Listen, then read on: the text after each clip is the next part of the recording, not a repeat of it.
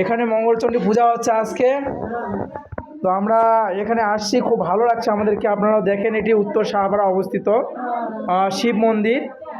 এখানে প্রতিদিন সেবা পূজা অর্চনাদি হয়। এখানে রাধা গোবিন্দ রয়েছে, এখানে শিবজির বিগ্রহ অর্থাৎ প্রতিমূর্তি রয়েছে মঙ্গলচণ্ডী।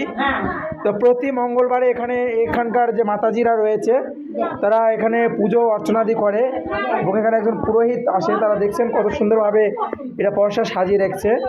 তো এখানে অনেক ভক্তবৃন্দ আপনারা দেখতে পাচ্ছেন। আমাদের আজকের এই ভিডিওতে সবাইকে স্বাগতম। তো আমি যখন আসলামই তখন একটু ভিডিও করলাম, মাতাজিরা বললো যে একটু ভিডিও করেন, তো আমি করলাম। তো একটু উলু দিতে বললাম, সবাই উলুধ্বনি দিল, হরে কৃষ্ণ। তো সবাইকে ধন্যবাদ আমাদের ইসকন শেরপুর টিভির পক্ষ থেকে। আমি আপনাদের সঙ্গে রয়েছি অনলাইন ব্লগার অ্যাক্টিভিস্ট লবকৃষ্ণ দাস রয়েছি। আমাদের দেখাচ্ছি, আমাদের এটা ইউটিউব চ্যানেল, আপনারা সবাই দেখতে পাবেন ইসকন শেরপুর টিভি। সেখানে আপনাদের সবাইকে দেখানো হবে। হরে কৃষ্ণ। তো ঠিক আছে, সবাই ভালো থাকবেন।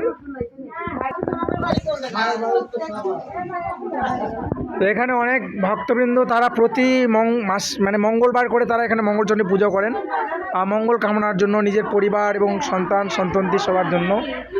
তো সেই জন্য তারা এখানে কেন আসছেন